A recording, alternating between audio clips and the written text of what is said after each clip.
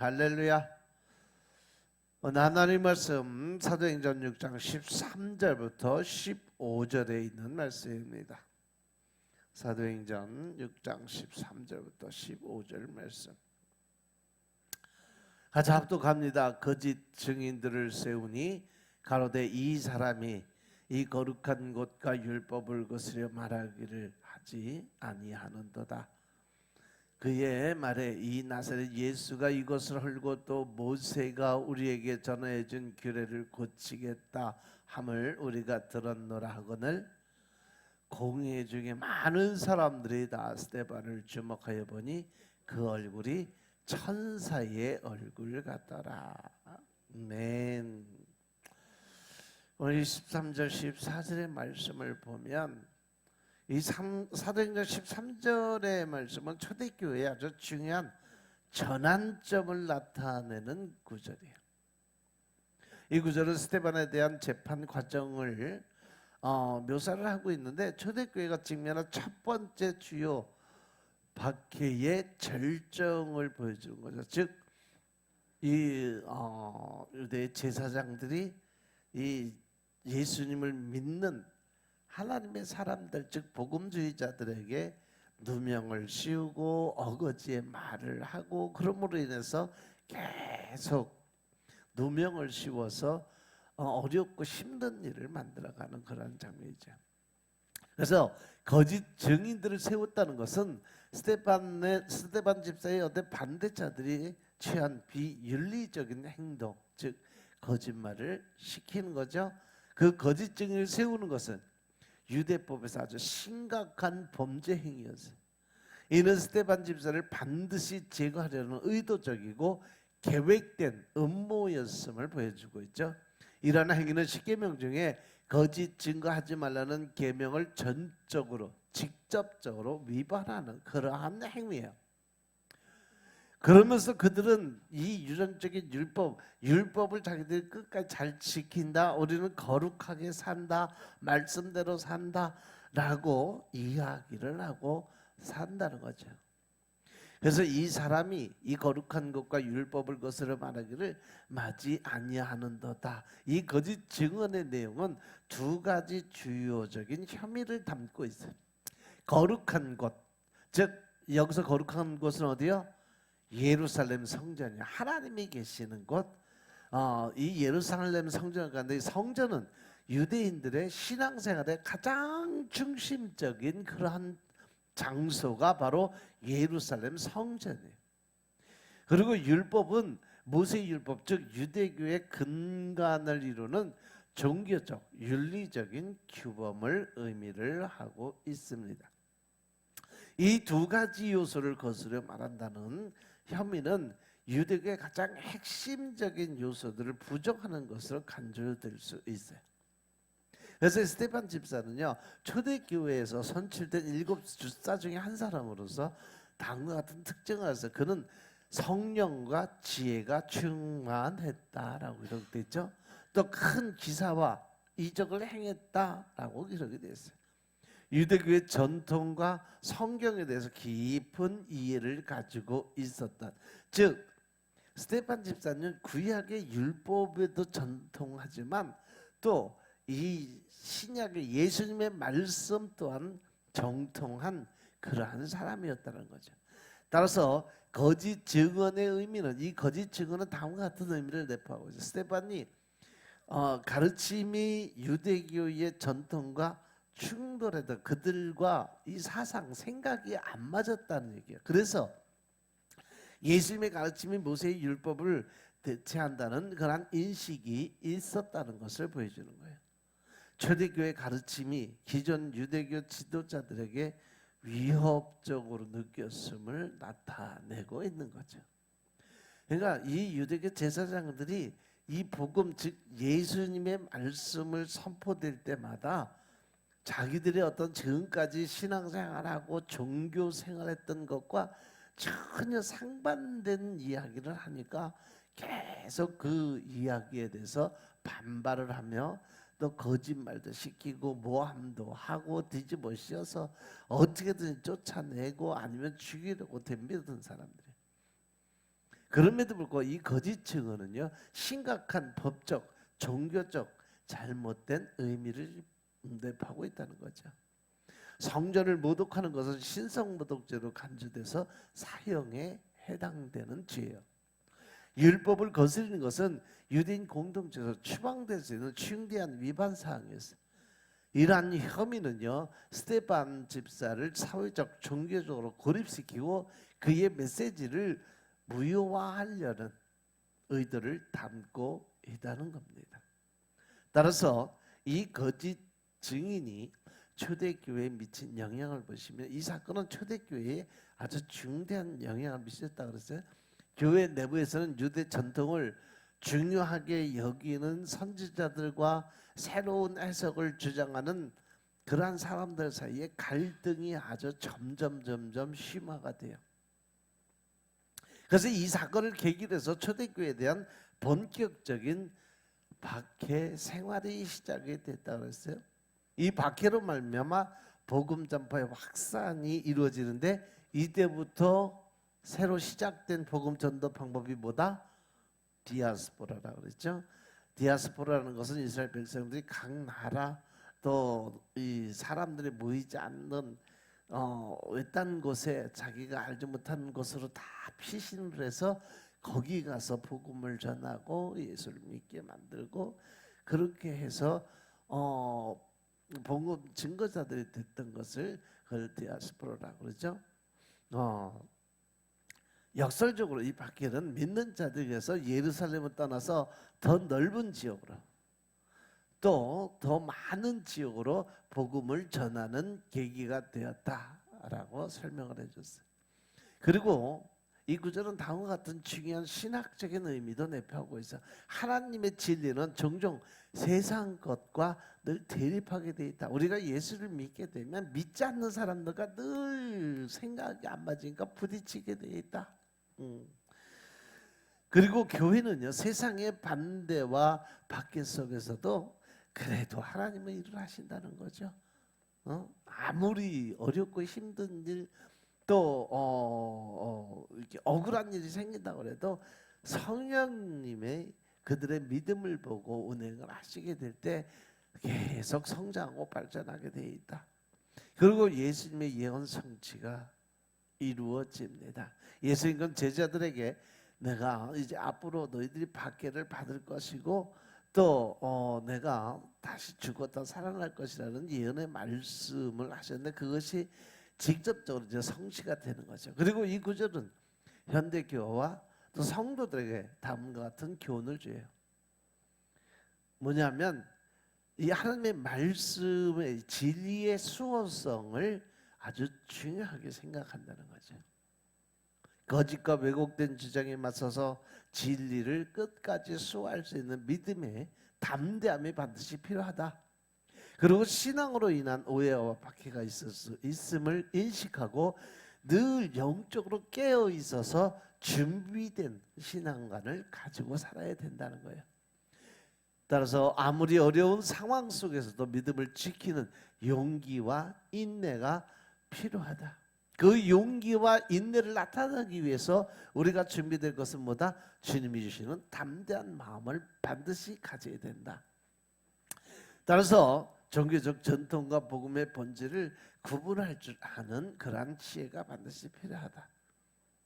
그래서 이 사도행전 6장 13절의 말씀은 초대교회가 직면한 위기의 단면을 보여주는 아주 중요한 구절인데 스데반에 대한 거짓 증언은 단순한 개인에 대한 공격이 아니라 이제 새롭게 형성되어 가고 있던 기독교 공동체 전체에 대한 조직적인 반대의 표현이었다는 거죠.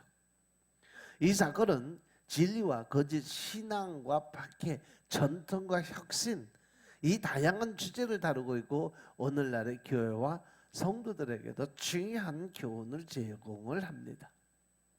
따라서 우리는 이 말씀을 통해서 신앙의 본질이나 진리의 어떤 수호성이 아주 얼마나 중요한가, 그리고 아무리 어려움 속에서도 하나님을 신뢰하는 태도의 필요성을 반드시 깨우치고 알아야 된다라는 겁니다. 동시에 우리는 우리가 복음을 전할 때 지혜롭게 접근해야 되고 때로는 오해와 반대에 직면한다 할지라도 끝까지 믿음의 반석 위에 서서 담대한 믿음으로 십자가를 증거할 수 있는 예수 그리스도의 이름을 높일 수 있는 신앙생활을 해야 된다는 사실 명심하시기 바랍니다. 아멘. 또 그들은 거짓 증인들을 세워서 스데반 집사를 고소를 했는데 스데반 집사가 이 거룩한 성전과 율법을 모독했다라고 고소를 했어요. 그들이 스데반이 예수님은 성전을 헐고 사흘 만에 다시 짓는다고 전하고 선포를 했는데, 또한 이 스데반이 예수님은 모세가 전 율법을 고치겠다는 말을 하였다라고 이렇게 이야기를 해요. 종교 지도자들은 예수님도 이와 같은 죄로 고소를 했던 부분이에요. 스데반 집사한테만 한 것이 아니라 예수님이 십자가에 달리실 때도 거의 같은 모형으로 예수님을 십자가에 못 박았어요.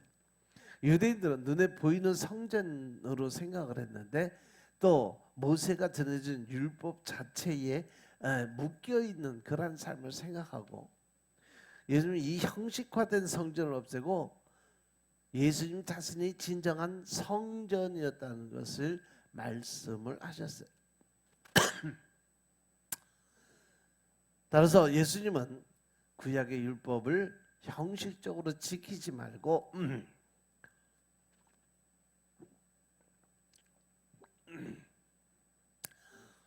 율법의 본질을 지켜라. 즉 율법을 지켜서 구원을 받을 수 없고 예수님을 믿어야 구원을 받을 수 있다라고 가르쳤죠. 예수님을 믿은 후에 은혜로 율법을 지키라고 했어요. 안식일법을 율법적으로 지키지 말고 자유의 안식일을 지키라고 말씀을 하셨죠.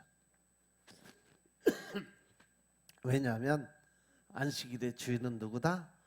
예수님이다 라고 말씀하셨기 때문에 그래요. 그래서 예수님은 안식일법의 자유 정신에 입각해서 안식일 날도 병자를 고치셨다. 또 예수님은 안식일법보다 정의와 긍휼과 믿음을 더 가르쳤던 분이에요. 그래서 안식일에 선을 행하는 일을 그치지 않으셨다는 거죠. 그들은 이러한 것들을 트집을 잡고 또 그들의 내면에 있는 스데반 집사에 대한 시기심 또한 점점 커졌기 때문에 이 스데반 집사를 어떻게든지 죽여야 되니까 거짓 증인들까지 세워서 모함을 시작을 했다는 거죠. 따라서 이 초대교회 성장과 그에 따른 문제들 그리고 그 해결 과정을 다루고 있는 이 6장의 말씀을 보면 특히 24절은요. 스데반 집사가 유대 종교 지도자들 앞에서 재판을 받는 상황의 일부예요. 이 구절은 스데반 집사를 고발하는 거짓 증인들의 주장을 기록하고 있는데 그의 말이 이 나사렛 예수가 이곳을 헐고 또 모세가 우리에게 전해준 규례를 고치겠다 함을 우리가 들었다. 이러한 거짓말을 하는 거죠. 여기서 그 말에 즉 이 표현에 거짓 증인들이 스데반 집사의 말을 인용하는 것처럼 스데반 집사 얘기하지도 않은 것들을 했다라고 거짓 증언을 하면서 스데반 집사가 이야기한 것처럼 보이지만 실제로 그의 말과 왜곡을 하고 있음을 암시하는 거죠. 스데반 집사의 실제 말은 기록되어 있지는 않아요. 이 고발은 그의 가르침을 심각하게 왜곡한 것으로 보이는 거죠. 그래서 이 나사렛 예수라는 의미는 예수님을 나사렛 예수로 지칭한 것은 그 당시 유대인들 사이에서 아주 흔한 표현이에요. 예수님을 아주 무시해서 메시아로 인정을 안 하고 어떤 젊은 청년 정도 아니면 목수의 아들 이 어떤 그 요한의 아들 이 정도로만 생각을 했어요. 이것은 예수님의 출신을 강조하는 것이죠. 때로는 경멸적인 의미로 조롱하는 그런 의미로 사용이 됐던 단어예요.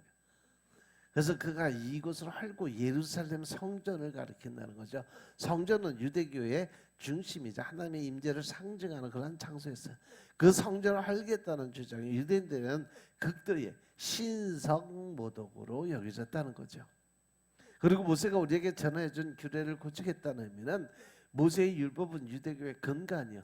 이를 변경해 갔다는 주장은 유대인들의 정체성과 신앙을 위협하는 것으로 받아들였어요. 따라서 이 말씀은 여러 중요한 신학적 의미를 내포하고 있는데 요한복음 2장 19절부터 21절에서 예수님께서 너희가 이 성전을 헐라 내가 사흘 동안에 일으키리라 라고 얘기했어요. 유대인들이 이 성전은 46년 동안 우리가 많은 사람들 통해서 지었는데 내가 어떻게 3일 동안에 이것을 짓겠냐. 그런데 예수님은 성전된 자기 육체를 가리켜서 말씀하신 거라고 기록이 되어 있어요. 그러면서 죽은 자 가운데서 살아나신 후에야 제자들이 이 말씀하신 것을 기억하고 성경과 및 예수의 하신 말씀을 믿었다 이렇게 기록이 되어 있어요. 즉 예수님의 3일 성전 그 예언 성취가 이루어지고 있다는 거죠. 예수님은 실제로 성전에 대해서 말씀을 예언을 하셨어요. 그러나 이는 자신의 몸을 성전에 비유한 것이었지 물리적인 성전의 파괴를 의미하지 않았다는 거죠. 이 고발은 예수님의 말씀을 오해하고 왜곡한 결과예요. 즉 이 말씀은 율법의 완성으로서의 예수님의 모습을 나타내는 거죠. 마태복음 5장 17절에 보시면 예수님을 율법을 폐하러 온 것이 아니라 완성하러 오셨다라고 기록이 돼서 그런데 이 말씀은 종종 율법을 어떤 변경하거나 폐기한다는 것으로 오해가 되는데 예수님의 말씀은 예수님의 몸이 성전이고 그 육신의 죽음이 곧 3일 만에 부활하셔서 새 생명을 얻게 될 것을 말씀하신 거죠. 예수님의 가르침은 실제로 모세의 율법을 넘어서는 새로운 언약을 제시했어요. 이것은 율법의 폐기가 아닌 그 본질적 의미의 완성을 의미했지만 많은 사람들 영적인 예수님의 말씀 곧 육적인 세상 지식으로 생각하고 잘못 받아들였기 때문에 일어나는 그러한 오해예요. 이제 15절에 보면 공회 중에 많은 사람들이 다 스데반을 주목하여 보니 그 얼굴이 뭐 같더라? 천사와 같은 얼굴을 가졌다 그랬어요. 이 사도행전 6장 자체가 초대교회의 성장, 그에 따른 문제 그리고 그 해결 과정을 다루고 있어요. 특히 15절의 말씀은 스데반 집사로 집사로 선출된 그 스데반이 유대 종교 지도자들 앞에서 재판을 받는 장면인데 이 구절은 스데반의 변론 직전의 순간을 묘시했어요. 그의 영적인 상태와 하나님의 임재를 강력하게 이제 표시가 딱 되는 거예요. 요 뒤에 이제 7장서부터 스데반이 성령의 임재를 통해서 하나님의 말씀을 엄청나게 선포를 해요. 일단락에 설교를 시작하는데 그 전에 스데반의 영적인 상태가 이랬다라고 하신 말씀이 바로 이 15절의 말씀이에요. 그래서 공회 중에 많은 사람들이 다 이 공회는요 유대인의 최고 의결 기관이라고 그랬어요. 여기에 대제사장, 장로들, 서기관들이 포함이 되어 있는데 이들은 유대교의 권위자들로서 스데반 집사의 가르침이 모세의 율법과 성전을 위협한다라고 생각을 했어요. 왜? 자기들의 생각, 알고 있는 지식과 전혀 상관없는 그러한 말을 선포를 하고 있으니까. 그래서 그 얼굴이 마치 천사 같더라 라는 말씀은 이것은 단순히 스데반 집사의 외모를 묘사하는 게 아니라 그의 영적 상태가 이렇다. 즉 성령의 운행이 지금 강하게 나타나고 있다 라는 그런 말씀이죠.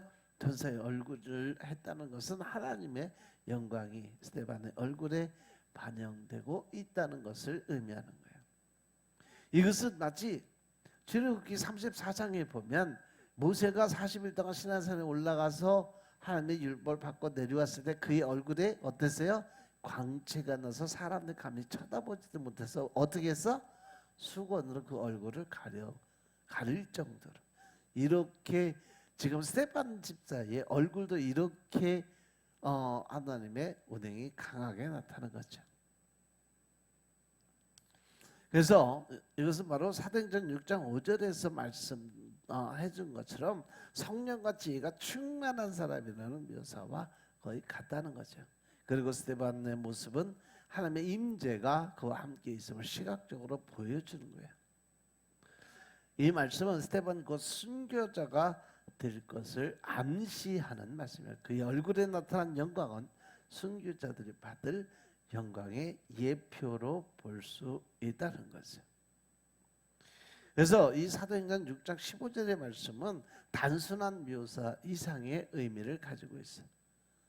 이 구절은 초대교회의 영적인 능력, 박해 속에서의 신앙, 그리고 하나님의 임재의 실제성을 아주 생생하게 그려놓은 말씀이에요. 스데반의 얼굴에 나타난 천사와 같은 모습은 성령 충만한 삶의 결과를 시각적으로 표현하고 오늘날의 그리스도인들에게도 반드시 나타나야 되는 영적인 삶의 표본이 되고 있다라는 것은, 결론적으로 우리의 주위에도 문제와 갈등이 있어요. 우리는 이러한 문제를 통해서 새로운 성장의 기회가 될 수 있다는 사실 명심하시기 바랍니다. 따라서 우리가 신앙생활하고 문제가 있을 때 우리는 본질에 충실해야 돼요.